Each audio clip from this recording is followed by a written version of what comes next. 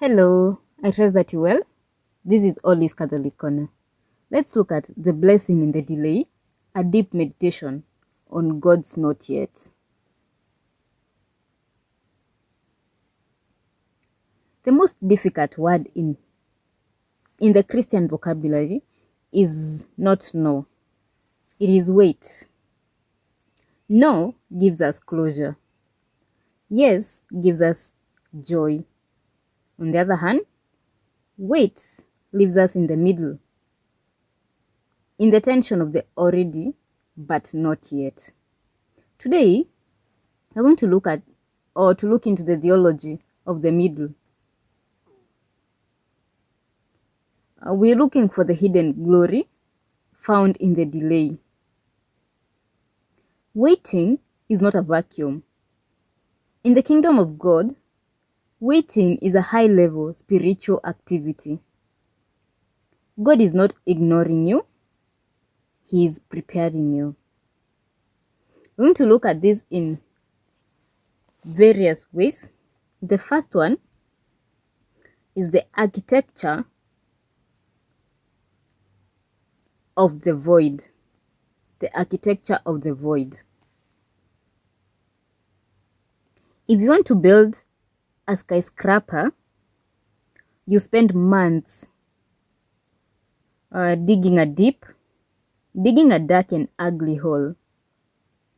To the passerby, it looks like a void. But the height of the building is actually determined by the depth of that hole. You cannot support 100 stories of blessing on a 3-foot foundation.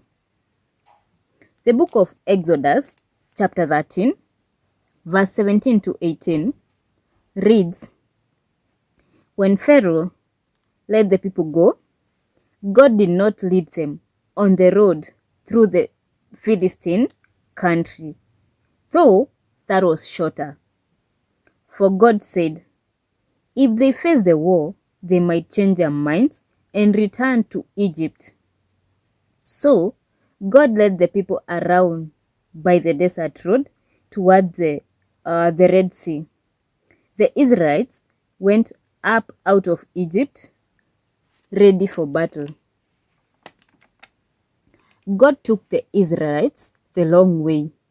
This is because they had the bodies of free men, but the minds of slaves. If they had faced the war on day one, they would have fled back to Egypt, which would have gone against the mission. The wait in the desert was the digging of the foundation.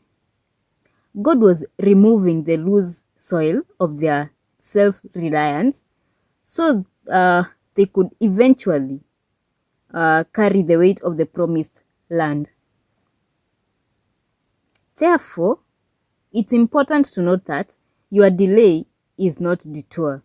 It is a deepening. The other way to look at this is the refiner's fire and the mirror. A silversmith puts the metal into the fire and waits. He does not take it out when it is merely hot. He takes it out only when the impurities, that is, the dross, have risen to the top and been skimmed away. And how does he know when it is ready? That is when he can see his own reflection in the silver. And in the book of Romans, chapter 5, verse 3 to 4, we read that not only so, but we also glory in our sufferings, because we know that suffering produces perseverance, perseverance, character, and character, hope. Not only so, but we also glory in our sufferings, because we know that suffering produces perseverance, perseverance, character, and character, hope. At the start of the wait, we want the gift. By the end of the wait, we realize we need the giver. God waits because he's skimming the dross of our ego, our pride, and the plan Bs of our hearts. He waits until he can see the reflection of his own son in your surrender. The fire is not there to burn you. It is there to make you reflect him. The fire is there to make you reflect him. And the third way to look at this is through the paradox of the seed. The paradox of the seed. If you dig up a seed every day to check for the progress, you're going to kill it. The seed must be in the dark, under the pressure of the dirt, and in a state of nothingness for the shell to break. That is necessary for germination. Therefore, you feel buried, but you're actually planted. The book of John chapter 12 verse 24 tells us, "Very truly I tell you, unless a kernel of wheat falls to the ground and dies, it remains only a single seed. But if it dies, it produces many seeds." The wait is the incubation period. Your old self, that is the single seed, is being pressurized by time. And that pressure is what causes the shell of your self-will to crack open so the harvest of your true calling can emerge.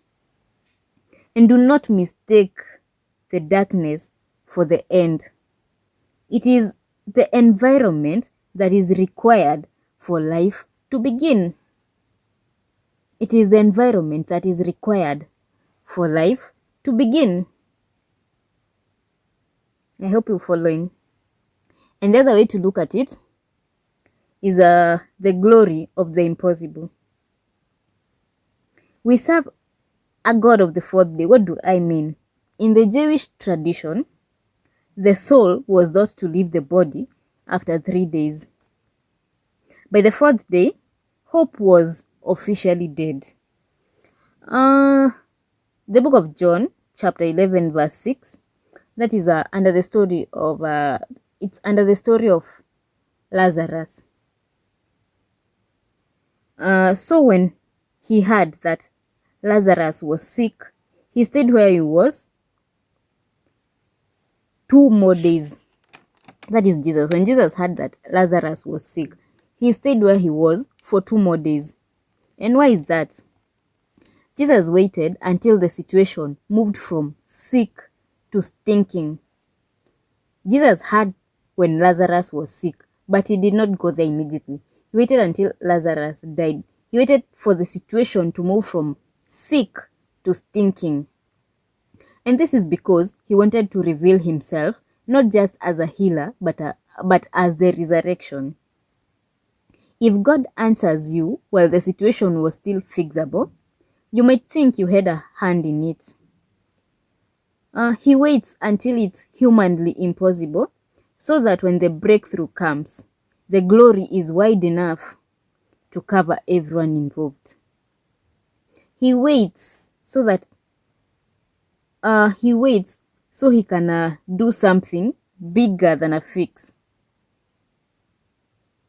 He waits so that he can perform a resurrection. And the sovereignty of the season. The book of Ecclesiastes, chapter 3, verse 11, tells us, "He has made everything beautiful in its time."